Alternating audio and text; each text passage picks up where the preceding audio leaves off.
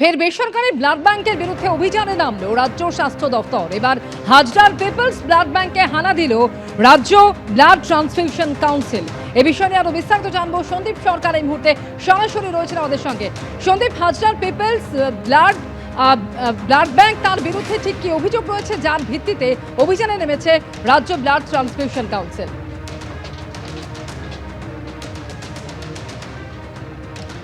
দেখো, এসবিটিসির আধিকারিকরা আজকে আধ ঘন্টা 40 মিনিট আগে আসেন হাজরার এই ব্লাড ব্যাংকে। যে ব্লাড ব্যাংকে আমি এই মুহূর্তে রয়েছি, সেই ব্লাড ব্যাংকে এসে ব্লাড ব্যাংকের আধিকারিকদের সাথে কথা বলেন এবং যাবতীয় যা কিছু নথিপত্র রয়েছে, কত রক্ত তারা সাম্প্রতিককালে ব্লাড ডোনেশন ক্যাম্প থেকে সংগ্রহ করেছেন এবং কী পরিমাণ রক্ত সাধারণ মানুষকে দেওয়া হয়েছে, বাকি রক্ত কোথায় গেল, সেই হিসাব মেলাতেই কিন্তু তাদের আজকে এখানে আসা।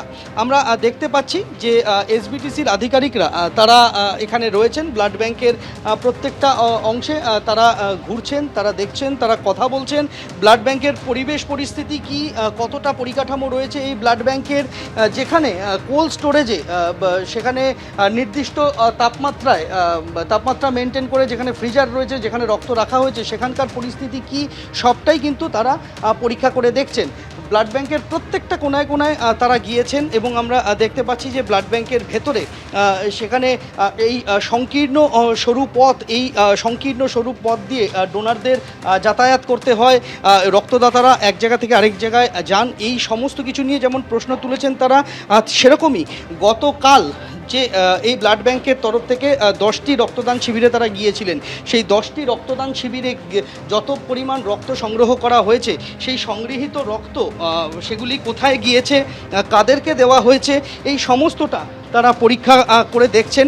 এর পাশাপাশি বিগত 6 মাসে তারা কোথায় কোথায় রক্তদান শিবির করেছেন এবং কত রক্ত তারা সংগ্রহ করেছেন এবং কত রক্ত পাঠানো হয়েছে, এই বিষয়টা তারা পরীক্ষা।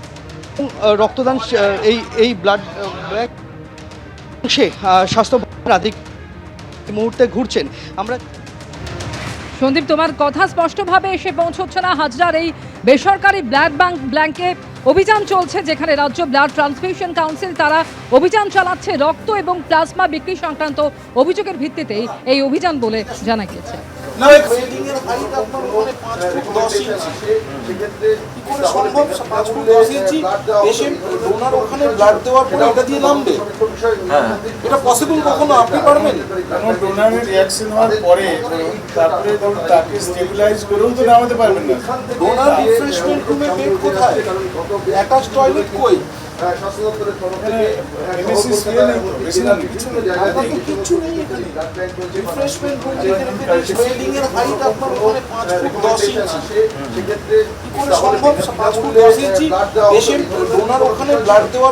কোথায় লেখা আছে ডবল ব্লাড বেরোলো, তারপরে ম্যাডাম আপনি বলেছেন কোথায় লেখা? আপনার নাম সমস্ত সেপারেশন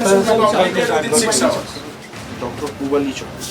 ম্যাডাম আপনি এখানে কতদিন আছেন? করোনা পরীক্ষার কিট জালিয়াতির অভিযোগ, প্রশিক্ষণহীনদের দিয়ে মেগা কোভিড-19 টেস্টিং ড্রাইভের অভিযোগ, জাতীয় মেডিকেল কমিশনে অভিযোগ জানান বিজেপি নেতা অভিজিৎ দাস ববি। আর এই অভিযোগের পরই রাজ্য মেডিকেল কাউন্সিলকে তদন্তের নির্দেশ এনএমসি। অভিযুক্ত চিকিৎসকদের বিরুদ্ধে তদন্ত করতে হবে, দোষী প্রমাণিত হলে বাতিল করতে হবে রেজিস্ট্রেশন। করোনাকালে অভিষেক বন্দ্যোপাধ্যায়ের উদ্যোগে এই কর্মসূচি চালু হয়। 2022 সালের 12ই জানুয়ারি ডায়মন্ড হারবার স্বাস্থ্য জেলায় 53,203 জনের র্যাপিড টেস্ট হয়েছিল। 26 জন চিকিৎসক দিয়ে 53,203 জনের র্যাপিড টেস্ট হয়। ওই দিন গোটা রাজ্যে হয়েছিল 71,792 জনের র্যাপিড টেস্ট, দাবি স্বাস্থ্য ভবনের।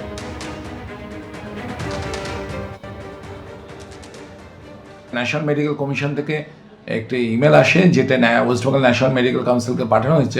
আমার যে কমপ্লেন্ট আছে সেই কমপ্লেন্টের ভিত্তিতে যেন তদন্ত করা হয় এবং অ্যাকশন নেওয়া হয়।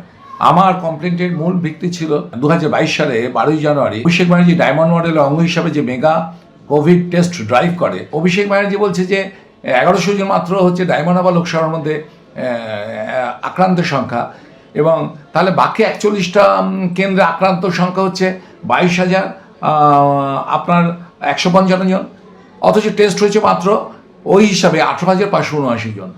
তাহলে 18,579 জনের টেস্ট হলো আর ICMR এর ডেটা লগে আপলোড হয়ে গেল যে 22,155 জন আক্রান্ত। তো তারা কারা ডেটা লগ কন্ট্রোল করেছিল, কারা আপলোড করেছিল, কোন ডাক্তারের সঙ্গে জড়িত? আরও শক্তিশালী করা হলো রাজ্য পুলিশের দুর্নীতি দমন শাখাকে। রাজ্য পুলিশের দুর্নীতির দমন শাখায় আরও 3 জন IPS অফিসারকে নিয়োগ করা হলো, যারা আগে IB বিভাগে ছিলেন। কোন 3 জন IPS অফিসারকে দুর্নীতি দমন শাখায় যুক্ত করা হয়েছে, বিষয়ে আরও বিস্তারিত ময়ূখ ঠাকুর চক্রবর্তী আমাদের জানাবেন। ময়ূখ, দেখো 3 জন IPS অফিসারকে অ্যান্টি করাপশন ব্রাঞ্চে অ্যাড করা হলো। এরা 3 জনই IB-তে ছিলেন এবং তার আগে একাধিক গুরুত্বপূর্ণ দায়িত্ব সামলেছেন। তার মধ্যে মুরলীধর IPS রয়েছেন, যিনি কলকাতা পুলিশে দীর্ঘদিন গোয়েন্দা প্রধান ছিলেন, ব্যারাকপুরের পুলিশ কমিশনার ছিলেন, বিধাননগরের পুলিশ কমিশনার ছিলেন এবং তারপর IB-তে তিনি ছিলেন। সেই মুরলীধরকে অ্যান্টি করাপশন ব্রাঞ্চ, রাজ্য পুলিশের দুর্নীতি দমন শাখা, সেখানে নিয়ে আসা হলো। এর পাশাপাশি আকাশ মাঘারিয়া, তিনিও একাধিক জেলার এসপি ছিলেন, জলপাইগুড়ির এসপি ছিলেন, হাওড়ার পুলিশ কমিশনার ছিলেন, DIG প্রেসিডেন্সি রেঞ্জ ছিলেন। এই IPS অফিসারও IB-তে ছিলেন, তাকেও নিয়ে আসা হলো দুর্নীতি দমন শাখায়। এবং আরেকজন IPS অফিসার 2014 ব্যাচের কমলাশিস সেন, ইনিও হুগলি রুরাল, বর্ধমান, বারুইপুরের মতো জেলায় পুলিশ সুপার হিসেবে কাজ করেছেন। তাকেও কিন্তু অ্যান্টি করাপশন ব্রাঞ্চ বা দুর্নীতি দমন শাখায় নিয়ে আসা হলো। এর আগে আমরা দেখতাম যে একজন অফিসার থাকতেন ADG, তার আন্ডারে যারা DIG এবং বা SP হিসাবে কাজ করতেন এবং দুর্নীতি দমন শাখায় তারা একসঙ্গে কাজ করতেন। কিন্তু আজকের নোটিফিকেশনে যেটা দেখা যাচ্ছে যে 3 জন IPS অফিসার যারা একাধিক প্রমিনেন্ট জায়গায় কাজ করেছেন, তাদেরকে এবার অ্যান্টি করাপশন ব্রাঞ্চে নিয়ে আসা হলো। যেটা মনে করা হচ্ছে যে দুর্নীতি দমন শাখা, সেটাকে আরো শক্তিশালী করা, নেটওয়ার্ক আরো বাড়ানো, সেটার জন্যই নবান্নের তরফ থেকে এই নোটিফিকেশন জারি করা হয়েছে। ধন্যবাদ ময়ূখ। এবিপি আনন্দ, এগিয়ে থাকে, এগিয়ে রাখে।